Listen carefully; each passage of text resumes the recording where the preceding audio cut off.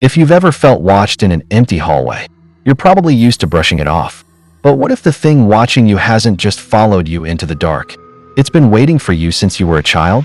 Ever since I was a kid, hallways weren't just passageways. They were thresholds. And sometimes, when the house settled, when the lights dimmed just enough, I'd see him, a tall man, wearing a hat, standing perfectly still at the end of the corridor. I could never make out his face. It wasn't blurred. It wasn't foggy.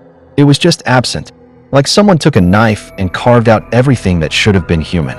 I'd blink. He'd be gone. And like any kid told to use their imagination, I did exactly that. I told myself it was a trick of the light, a shadow cast by the coat rack, a dream I hadn't fully woken up from. It was so much easier to believe it was in my head, because if it wasn't, that meant he was real. And if he was real, he'd been there long before I noticed him. As I got older, I learned how to ignore him. You get good at that, don't you? Moving to college, renting apartments, staying in hotels. Every place had a hallway, and every hallway, eventually, held that same quiet pressure, like the air thickening, like you're being measured. I started walking faster. I started keeping lights on. I told friends about it once as a joke. They laughed. I laughed harder. Psychology says the brain fills in gaps, pareidolia, sleep deprivation, stress. I collected every rational explanation, like armor, because the alternative was admitting that something formless and patient had been standing in the spaces between my rooms, watching me grow up. And honestly, I preferred the lie. Ignorance is just a softer word for survival. But lies don't hold up when someone else sees the same thing. A few nights ago, I crashed at my grandmother's house.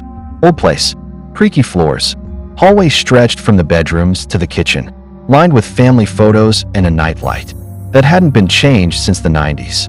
I took the couch in the living room, fell asleep fast. Around 2 a.m., my cousin woke up thirsty. She padded out of the guest room, barefoot, eyes half closed. She said the hallway felt heavier, colder, like walking through water.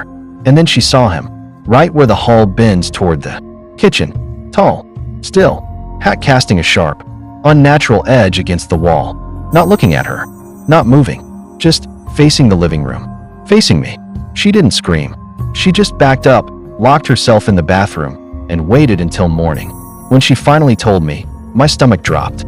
Not because she described a monster, but because she described him exactly.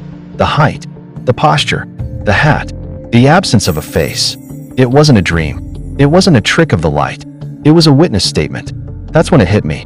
Every hallway I've ever walked, every time I felt that prickle on the back of my neck, every time I convinced myself I was just tired, he wasn't following me.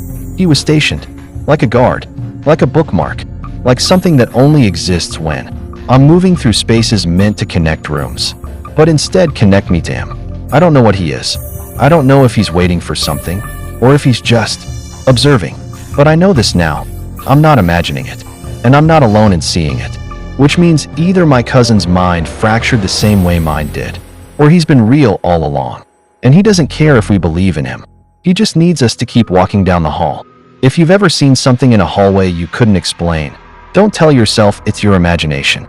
Tell yourself you're not alone. If stories like this keep you awake, hit subscribe. Drop your own unexplained sightings in the comments. I read every single one. And if you want more true accounts of things that watch from the edges of everyday life, tap that bell, because next week, we're talking about the neighbor who never moves from his porch, but somehow always knows when you're coming home. Sleep well, or don't.